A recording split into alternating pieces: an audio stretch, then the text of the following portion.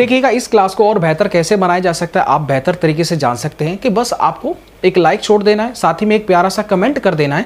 जितने विद्यार्थी इस वीडियो को देखें, अगर उनको लगा है कि हाँ यार मेहनत तो हुई है, देखो मेहनत बहुत होती है, ड्यूटी करना होता है, नौकरी के बाद में फिर यहाँ पर आकर के पढ़ना होता है, इसके बाद नोट्स बनाने पड़ते हैं, फिर कुछ टाइपिंग वाइपिंग करना होता है, इसके बाद में आपके सामने आते हैं, मेहनत ज़रूर लगता है। लेकिन हम कहें ना थोड़ा सा, अगर आप परमिशन दे देना आधा घंटा 1 घंटा, हम बता रहे हैं पूरा का पूरा जीके उड़ा देंगे हम, ठीक है। जितना 1 महीने में पढ़ाया बस ये होता है, इतना ज़्यादा समय नहीं मिल पाता है, क्योंकि इसके बाद में हमको ड्यूटी भी जाना होता है। लेकिन अगर आप परमिशन दें तो हम बता रहे हैं 1 घंटे में हम धुआं उड़ा देंगे, ठीक है। जितना GK static GK current affairs पूरा हम एक दिन में कवर कर देंगे।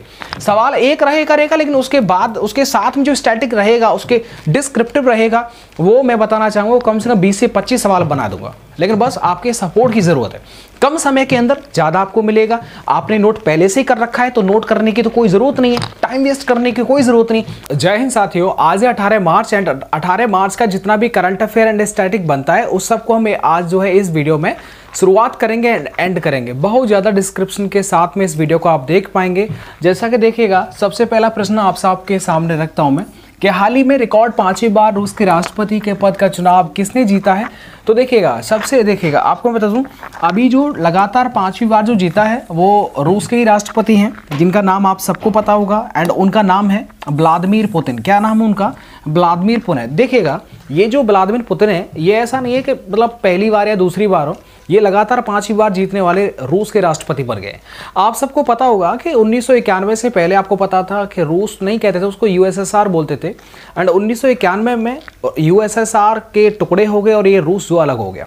रूस जो बना था, रूस जो होता है देखिएगा एशिया में भी आता है एंड यूरोप में भी आता है। अब एशिया और यूरोप में आता है तो अब आपसे एक सवाल आपको जो है सर ने ज़रूर बताया होगा कि एशिया और यूरोप को अलग करने वाला जो पर्वत है उसका नाम है यूराल पर्वत, ठीक है। ये तो हमने जो है वो डिवाइड कर दिया। इसके क्षेत्रफल के अकॉर्डिंग विश्व में पहला स्थान रखता है रूस, क्षेत्रफल में सबसे बड़ा। देखिएगा पहले जब यूएसएसआर था तो पहले ऑलरेडी जो है सबसे बड़ा था, लेकिन जब 1991 के बाद में जब रूस निकल के आया तब भी जो है वो सबसे क्षेत्रफल में सबसे बड़ा निकल के आया।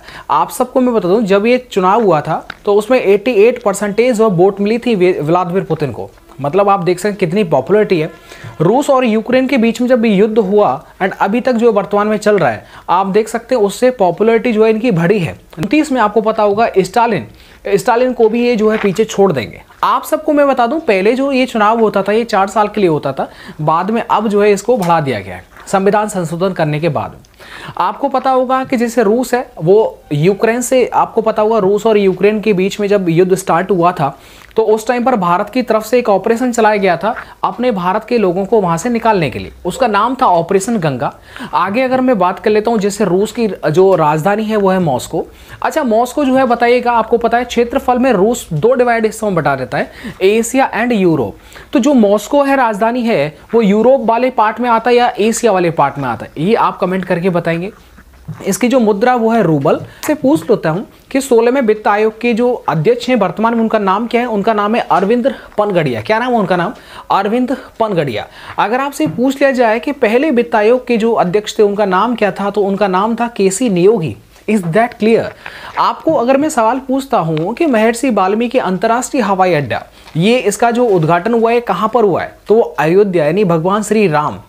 आपको पता होना चाहिए राम मंदिर जो है वो नागर शैली में बना हुआ है। वास्तुकार कौन है इनके? श्री चंद्रकांत सोमपुरा इनके जो है वो वास्तुकार है। उम्मीद करता हूं कि आपको जो है पूरा एकदम बैक टू बैक जो है वो समझ में आ रहा होगा। देखिएगा हाल ही में डायना मेमोरियल अवार्ड जो है सम्मानित होने वाले भारत के 2 व्यक्तियों को मिला है। उन दोनों का नाम क्या है? एक तो मानसी गुप्ता है और दूसरे उदय भाटिया। मानसी गुप्ता है, ये जो है ये स्वास्थ्य के प्रति लोगों को जागरूक करती हैं। उदय भाटिया जो है एक ये साइंटिस्ट है, ठीक है, ये खोज करता है, साइंटिस्ट है। अच्छा जी, इन दोनों को जो है वो ये अवार्ड मिला है। आप सबको पता होगा कि ये जो अवार्ड होता है वो लंदन से दिया जाता है। मतलब हर 2 वर्ष के बाद में ये जो है वो 2 वर्ष के बाद ये अवार्ड जो है वो दिया जाता है लंदन के द्वारा। 2 वर्ष में ये डायना मेमोरियल अवार्ड दिया जाता है। आपका सवाल होगा साहब डायना मेमोरियल अवार्ड एक्चुअली दिया क्यों जाता है? देखिए जब भी कोई व्यक्ति, कोई असाधारण युवाओं जिन्होंने अपने क्षेत्र में बड़ी ही महान काम किया हो, बहुत ही बेहतरीन काम किया हो, उनको जो होता है वो डायना मेमोरियल अवार्ड दिया जाता है। आपके समझ में आ रहा होगा सर टोटल कितने दिए गए थे, देखिए 20 यानी 20 दिए गए थे, जिनमें से कि 2 हमारे भारतीयों को मिला है Diana memorial award. Is that clear? आपके समझ में बिल्कुल सारी चीजें क्लियर हो रही होंगी एंड आपको जो मेहनत नजर आ रही है वो आनी भी चाहिए। तो बिल्कुल आप अपना प्यार सपोर्ट लाइक के जरिए, कमेंट के जरिए आप मोटिवेट कर सकते हैं। एक समय ऐसा आएगा, अभी ये दूसरा एपिसोड है, प्रयासरत रहेगा कि जब अगला एपिसोड आएगा तो बेहतरीन तरीके से, वीडियो बहुत लंबा हो जाता है इसलिए मैं बहुत सारी चीज़ों को भी जो है वो एक्सप्लेन नहीं कर पाता। उदय भाटिया जो है ये दिल्ली के रहने वाले हैं। कहाँ के रहने वाले हैं? दिल्ली के। और मानसी गुप्ता है ये आपके हरियाणा से संबंध रखती है। Is that clear? कोई डाउट तो नहीं है? दोनों चीजों को मैंने बता दिया। अब देखिए रतन टाटा, इनको कौन भूल सकता है? रतन टाटा, आपको पता है ना, रतन टाटा को अभी भी वर्तमान में एक अवार्ड मिला है। उस अवार्ड का नाम है पीवी नरसिम्हा राव। क्या नाम उस अवार्ड का? पीवी नरसिम्हा राव अवार्ड मिला है। ये जो अवार्ड होता है वो उस व्यक्ति को दिया जाता है जो व्यक्ति परोपकार के क्षेत्र में बड़ा ही अद्भुत काम करता है। अब देखिए अवार्ड की अगर बात हो गई है तो अवार्ड पर थोड़ी सी मैं चर्चा कर लेता हूं बहुत जल्दी। प्रयास रहेगा कि मैं बोल करके अपनी बात को खत्म कर देता हूं, क्योंकि आप सब ने जो है काफी इन चीजों को लिख लिया है, बड़े अच्छे तरीके से रिवीजन कर लिया है। फिर भी मैं टॉपिक के रूप में यहां लिख देता हूं। जैसे आपको पता होना चाहिए कि भारत रत्न अवार्ड 5 व्यक्तियों को मिला था। उसमें पद्म विभूषण है, जो सर ने बताया था एग्जैक्टली मैं वही आपको रिवीजन करवा रहा हूं। पद्म विभूषण आप सबने लिख लिया, इसीलिए मैं नहीं चाहता कि आपका जो टाइम है वो जो है बिल्कुल जो है वो बेकार वेस्ट किया जाए। आप सबको पता होगा जैसे कर्पूरी ठाकुर है, आपको पता होगा बिहार के पूर्व सीएम है, इनको भारत रत्न मिला है। दूसरा लाल कृष्ण आडवाणी जी हो जाएंगे। आपको पता है चौधरी चरण सिंह, ठीक है, उनको भी जो है मिला है। एमएस स्वामीनाथन को मिला है। इसके बाद में जो भारत के पूर्व उप प्रधानमंत्री थे लाल कृष्ण आडवाणी जी, उनको भी मिला है। पीवी नरसिम्हा राव, उनको भी मिला है। एमएस स्वामीनाथन, चौधरी चरण सिंह, कर्पूरी ठाकुर, ये सब जो है वो भारत रत्न की लिस्ट में। इसके बाद में पद्म विभूषण जो मुझे लगा बहुत इंपॉर्टेंट है, 2 को आप याद रख लीजिएगा। मैंने आपको 2 को याद रखा हुआ है, बाकी मैं समय मिलने पर आपको बता दूंगा। 2024 में पद्म विभूषण जो है वो बड़े ही बेहतरीन शानदार व्यक्तियों के नाम मैं आपको बताता हूँ। जैसे वेंकैया नायडू हैं जो एक पूर्व उपराष्ट्रपति हैं, इनको मिला है। इसके बाद में एक अवार्ड मिला है मरणोपरांत, उनका नाम है बिंदेश्वर पाठक। ये 2 जो है वो पद्म विभूषण जो है वो एग्जैक्टली याद कर लीजिएगा, ठीक है। 2 मैंने आपको बता दिए, 5 मैंने यहां पर आपको बता दिए। तो इस सवाल का जवाब हो जाएगा जो आप जानना चाहते थे। इसके बाद में देखिएगा हाल ही में भारतीय सेना ने पहला अपाचे लड़ाकू हेलीकॉप्टर स्क्वाड्रन जो है कहां पर तैनात किया है। बड़ा ही शानदार, बड़ा ही अच्छा, अद्भुत। उसका एग्जैक्टली आंसर हो जाएगा जोधपुर हो जाएगा। क्या हो जाएगा? जोधपुर में भारतीय सेना ने पहली बार ऐसा किया है कि अपाचे हेलीकॉप्टर, जो कि आप सबको पता होगा कि अमेरिका की कंपनी थी बोइंग कंपनी, अमेरिका की बोइंग कंपनी के द्वारा बनाए जाने वाले अपाचे हेलीकॉप्टर जो हैं वो जो हमारे भारत देश को दिए गए और भारत ने खरीद करके इनको सबसे पहली जो इनकी एक स्क्वाड्रन बनाई है उसको जो है आपको पता होगा कि जोधपुर में, आपको पता है जोधपुर जो है राजस्थान से संबंधित, जोधपुर राजस्थान में आता है और राजस्थान की सीमा पाकिस्तान से लगती है। अब पाकिस्तान से लगती है, स्वाभाविक है अगर पाकिस्तान से अटैक होता है तो सबसे पहले जो फाइट करेगा वो अपाचे लड़ाकू हेलीकॉप्टर जो सबसे पहले मदद के लिए सामने आएगा। अपाचे हेलीकॉप्टर के अंदर पता है कई सारी खूबियां होती हैं। ये एयर टू एयर मिसाइल को लॉन्च कर सकता है, air to air, air to ground, air to surface, हवा से हवा में मार कर सकता है, हवा से जमीन पर मार कर सकता है। इसके बाद में इसके अंदर बहुत सारी खूबियां हैं जो इसी को अपने आप में अद्भुत बना देती हैं। तो आपको याद होना चाहिए, ठीक है। ये जो है वो जोधपुर राजस्थान के अंदर, वहां पर इसका जो एक स्क्वाड्रन है वो वहां पर जो वो खड़ा कर दिया, पूरा का पूरा एक टुकड़ी जो वहां पर तैनात कर दी। ये पहली बार ऐसा हुआ है क्योंकि अपाचे हेलीकॉप्टर की पहली टुकड़ी बनाई गई है जो कि जोधपुर के अंदर इसको जो है स्क्वाड्रन को रखा गया है। इसके बाद में देखिएगा अब सवाल आता है कि पाकिस्तान की सीमा जो होता है वो कितने यूटी से, कितने राज्यों से लगती है। तो देखिए 2 यूटी है, उनका नाम याद कर लीजिएगा, जम्मू एंड कश्मीर एंड लद्दाख हो जाएगा, ठीक है। लिखने में थोड़ा सा टाइम लगेगा, लिख देता हूं, मुझे क्या फर्क पड़ता है कि जम्मू एंड कश्मीर, इसके बाद में लद्दाख हो जाएगा, ठीक है सर। ये तो जो है वो यूटी हो गया। क्या हो गया? 2 हमारा यूटी हो गया। इसके बाद में जो 3 जो होते हैं वो स्टेट से जो है पाकिस्तान की सीमा लगती है। पहला हो जाएगा राजस्थान, फिर हो जाएगा गुजरात, फिर हो जाएगा पंजाब। Is that clear? सबसे ज्यादा जो सीमा लगती है वो अपने राजस्थान से लगती है। सबसे ज्यादा सीमा किससे लगती है? राजस्थान से लगती है। अब प्रचंड होता है, आप सबको पता होगा, ये जो होता है प्रचंड जो होता है वो हल्का लड़ाकू हेलीकॉप्टर होता है, ये हेलीकॉप्टर, ठीक है। और तेजस जो होता है ये जो हल्का लड़ाकू एयरक्राफ्ट होता है। ये जो तेजस है आप सबको पता होगा फाइटर प्लेन है, ठीक है। और प्रचंड जो है ये भी फाइटर है, लेकिन क्योंकि ये हेलीकॉप्टर की कैटेगरी में आता है, ठीक है।